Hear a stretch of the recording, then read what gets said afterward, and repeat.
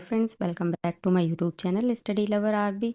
भारतीय इतिहास की घटना चक्र पूर्वालोकन की सीरीज में आप सबका बहुत बहुत स्वागत है। लास्ट क्लास में हम कर रहे थे अपना चैप्टर 3 वैदिक काल है, उसके क्वेश्चंस।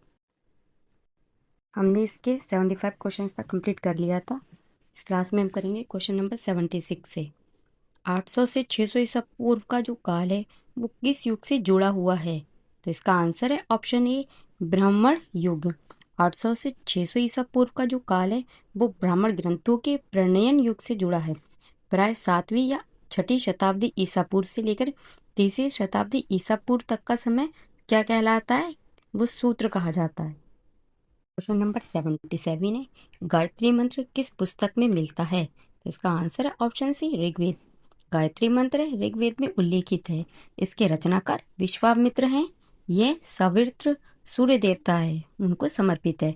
यह मंत्र ऋग्वेद के तृतीय मंडल है, उसमें वर्णित है। क्वेश्चन नंबर 78 है, गायत्री मंत्र के नाम से प्रसिद्ध मंत्र सर्वप्रथम किस ग्रंथ में मिलता है? तो इसका आंसर है option C, Rigveda. Question number 79, Gayatri मंत्र की रचना किसने की थी?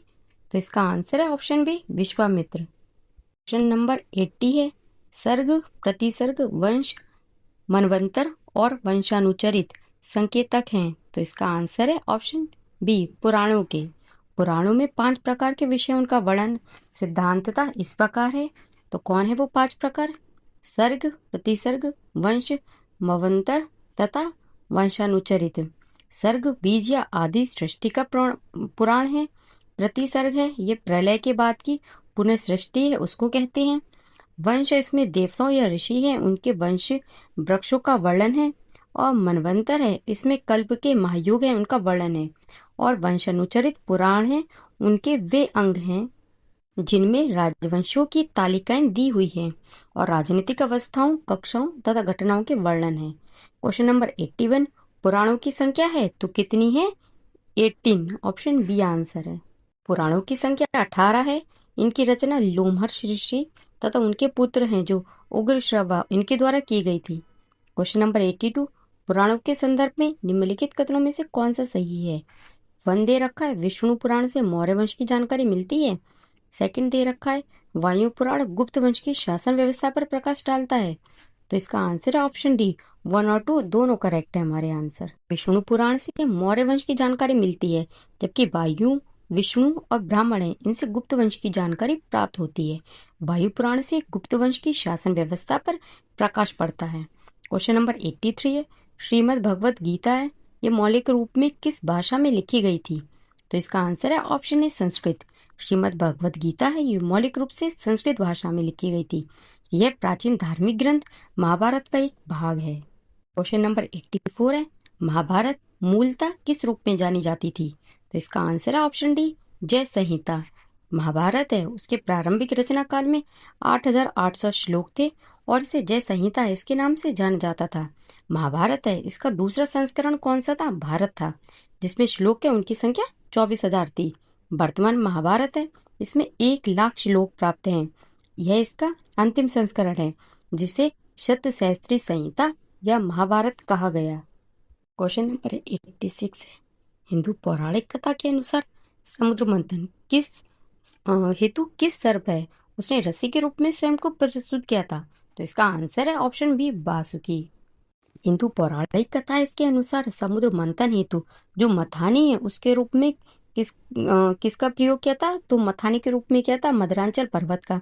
और रस्सी के रूप में किस सर्प का यूज किया था? तो वो थे राजा वासुकी। क्वेश्चन नंबर 87 है, किस काल में अछूत की अवधारणा स्पष्ट रूप से उद्धृत हुई थी?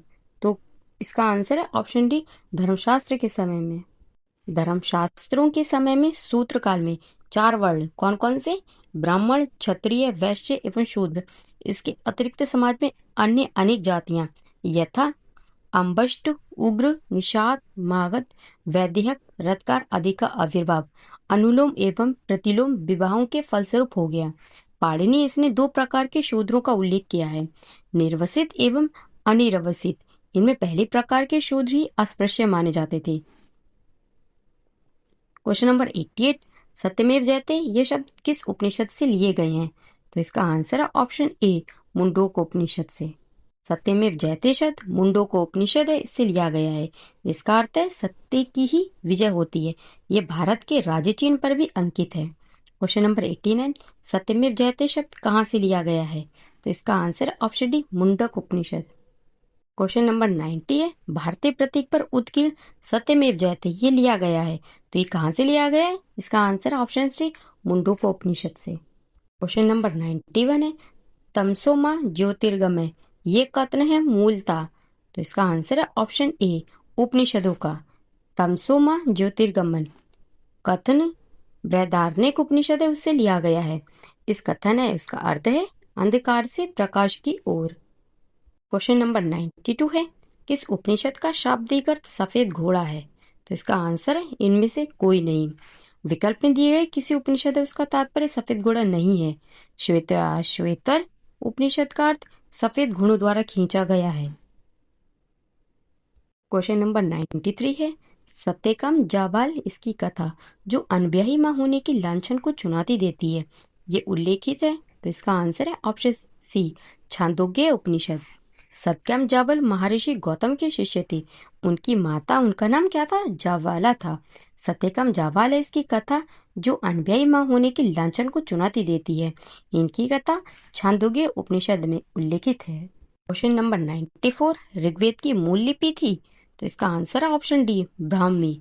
ऋग्वेद है इसकी मूल लिपि ब्राह्मी थी। ऋग्वेद में कुल कितने 10 मंडल हैं और सूक्त कितने हैं? वो 1028 हैं। ऋग्वेद के जो पुरोहित हैं उनको क्या कहा जाता था? तो उनको कहा जाता था होता। क्वेश्चन नंबर 95, वैदिक कर्मकांड में होता का संबंध है, तो किससे है? ऑप्शन ए, ऋग्वेद से। क्वेश्चन नंबर 96 है, अवेस्ता और ऋग्वेद में समानता है। अवेस्ता किस क्षेत्र से संबंधित है? तो इसका आंसर है ऑप्शन बी, ईरान से। अवेस्ता और ऋग्वेद दोनों में कुछ भाषिक समानता है। अवेस्ता ईरान के क्षेत्र से संबंधित है, जबकि ऋग्वेद है उसका संबंध आर्यों से है। क्वेश्चन नंबर 97, वैदिक काल में किस जानवर को अगण्य माना गया है? तो इसका आंसर है ऑप्शन सी, गाय। वैदिक काल में गाय को अगण्य मतलब ना मारे जाने योग्य माना गया है।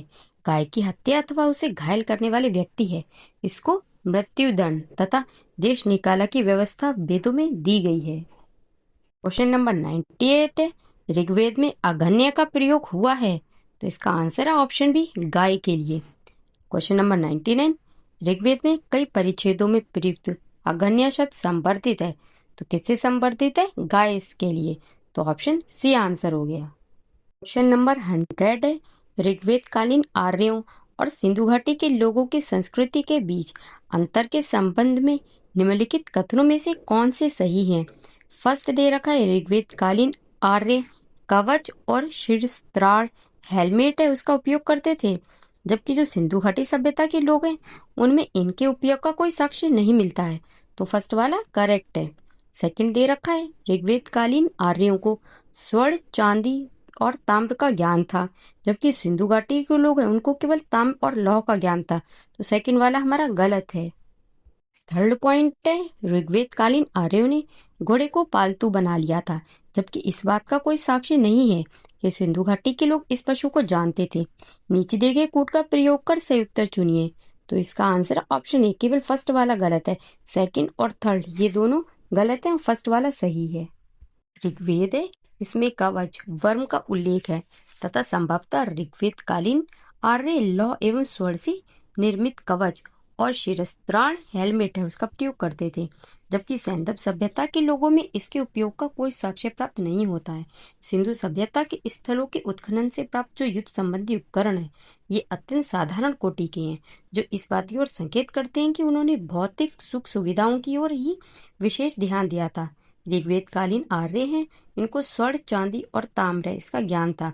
सिंधु कालीन लोग हैं उनको केवल ताम्र एवं कांसे का ही ज्ञान था। लोहे का प्रचलन है ये उत्तर भारत में 1000 ईसा पूर्व से 600 ईसा पूर्व के मध्य हुआ था, अतः कथन है वो दो गलत है। ऋग्वैदिक कालीन आर्यों ने घोड़े को पालतू बना लिया था, जिसकी सहायता से वे युद्धों में विजय प्राप्त करते थे। सिंधु सभ्यता के विभिन्न स्थलों में भी जो घोड़े हैं इनके साक्ष्य प्राप्त हुए हैं, अतः कथन 3 है वो भी गलत है। इस प्रकार कथन एक ही सही है, तो हमारा कौन सा आंसर हो गया? Option A. क्वेश्चन नंबर 101, 101, ऋग्वैदिक काल के प्रारंभ में निम्न में से किसे महत्वपूर्ण मूल्यवान संपत्ति समझा जाता था? तो इसका आंसर ऑप्शन बी, गाय को। वैदिक काल के प्रारंभ में गाय को महत्वपूर्ण संपत्ति समझा जाता था। इस काल में जो गाय है यह मुख्यतः विनिमय का माध्यम होती थी। ऋग्वेद के कुछ सूक्त हैं, उनमें गाय को देवता के रूप में कल्पित किया गया है। प्रश्न नंबर 102, सूची 1 को सूची 2 से सुमेलित कीजिए तथा सूचियों के नीचे दिए गए कोड से सही उत्तर चुनिए। सूची 1 है यहाँ पे और इस साइड सूची 2 है। तो जो सिंधु घाटी सभ्यता है इसका संबंध किससे? नगरीय से है। बी, उत्तर वैदिक समाज, तो इसका संबंध है कृषक से। ऋग वैदिक समाज, इसका संबंध है चारागाह से। और डी, मध्यकाल, तो इसका संबंध है टू जमींदारी से। इसका आंसर हो गया ऑप्शन डी, सिंधु घाटी सभ्यता नगरीय, उत्तर वैदिक समाज कृषक, ऋग्वैदिक समाज चारागाह और मध्यकाल जमींदारी। प्रश्न नंबर 103, प्राचीन भारतीय समाज के प्रसंग में निम्नलिखित शब्दों में से कौन सा शब्द शेष 3 के वर्ग है उसका नहीं है?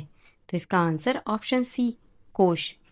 प्राचीन भारतीय समाज के संदर्भ में कुल, वंश तथा गोत्र परिवार से संबंधित है, जबकि जो कोश है ये परिवार से संबंधित ना होकर किससे संबंधित है? ये भंडार से संबंधित है। क्वेश्चन नंबर 104, संस्कारों की कुल संख्या कितनी है? तो इसका आंसर है ऑप्शन डी, 16। संस्कार का शाब्दिक अर्थ है तो क्या है? परिष्कार, शुद्धता अथवा पवित्रता। गौतम धर्मसूत्र हैं उसमें इसकी संख्या 40 मिलती है। मनु ने गर्भाधान है उससे मृत्यु पर्यंत 13 संस्कार है उनका उल्लेख किया है। बाद की जो स्मृति है उनमें इनकी संख्या कितनी? 16 स्वीकार की गई है। आज यही सर्वप्रचलित है। क्वेश्चन नंबर 105, जीविकोपार्जन हेतु वेद वेदांग पढ़ने वाला अध्यापक कहलाता था तो क्या कहलाता था? उपाध्याय। ऑप्शन सी आंसर है। वैदिक काल में जीविकोपार्जन हेतु वेद वेदांग पढ़ाने वाला अध्यापक जो है वो उपाध्याय कहलाता था। आचार्य गुरुकुल इसकी स्थापना करके अपने शिष्यों को पढ़ाता था तथा कोई फीस नहीं लेता था, किंतु शिष्य के द्वारा दी गई जो दक्षिणा है वो स्वीकार कर लेता था। यहाँ से अब हमारा स्टार्ट होता है चैप्टर 4, बौद्ध धर्म। तो जो गौतम बुद्ध हैं उनका जन्म कपिलवस्तु के निकट लुम्बिनी में 563 ईसा पूर्व में हुआ था। इनके पिता कौन थे? तो वो शुद्धोधन शाक्यगण है इसके प्रधान थे और माता माया देवी थी अथवा महामाया कोलीय गणराज्य, ये कोलीय वंश की कन्या थी। कौन? इनकी माँ। गौतम बुद्ध हैं, इनके बचपन का नाम क्या था? तो इनके बचपन का नाम था सिद्धार्थ। इनके जन्म के कुछ दिनों बाद इनकी जो माता है इनका देहांत हो गया, अतः इनका जो लालन पालन है वो इनकी मौसी जिनका नाम क्या था? प्रजापति गौतमी, उन्होंने किया। का विवाह है वो 16 वर्ष की अल्पायु में ही शाक्य कुल की कन्या है यशोधरा इनके साथ हुआ। उत्तरकालीन बौद्ध ग्रंथों में यशोधरा का नाम गोपा, बिंबा, भतकच्छना आदि मिलते हैं। इनके पुत्र का नाम क्या था? तो इनके पुत्र का नाम था राहुल। बुद्ध के जीवन में 4 दृश्यों का अत्यधिक प्रभाव पड़ा, जो क्या है? एक तो था वृद्ध व्यक्ति, एक था बीमार व्यक्ति, एक था मृतक तथा एक था प्रसन्नचित्त सन्यासी। सिद्धार्थ इन्होंने पत्नी एवं बच्चों को सोते हुए छोड़कर गृह त्याग दिया। गृह त्याग के समय सिद्धार्थ की आयु लगभग कितनी थी? तो 29 वर्ष थी।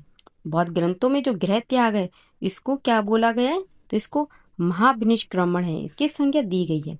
सांख्य दर्शन के आचार्य आलार कलाम हैं, इनसे वैशाली के समीप उनकी मुलाकात हुई।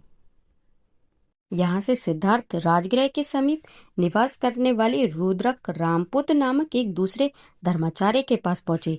इसके पश्चात सिद्धार्थ हैं वो उरुवेला बोध गया पहुंचे। 6 वर्ष है इनकी कठिन साधना के पश्चात उन्हें 35 वर्ष की अवस्था में वैशाख पूर्णिमा की रात्रि को एक पीपल के वृक्ष है इसके नीचे कि उनको ज्ञान प्राप्त हुआ। ज्ञान प्राप्ति के बाद वे क्या कहलाए? तो वे बाद उसके बुद्ध कहलाए। बुद्ध का एक अन्य नाम क्या मिलता है हमें? तथागत मिलता है। शाक्य कुल में जन्म लेने के कारण इन्हें क्या कहा गया? इन्हें शाक्य मुनि कहा गया। कौन से कुल में? शाक्य कुल में। ज्ञान प्राप्ति के पश्चात जो गौतम बुद्ध हैं इन्होंने अपने मत का प्रचार प्रारंभ किया। उरुवेला है उससे वे सबसे पहले कहाँ पहुंचे थे? ऋषिपत्तन, वर्तमान में सारनाथ वाराणसी है, ये वहां पर पहुंचे। यहाँ उन्होंने 5 ब्राह्मण सन्यासियों का प्रथम उपदेश दिया।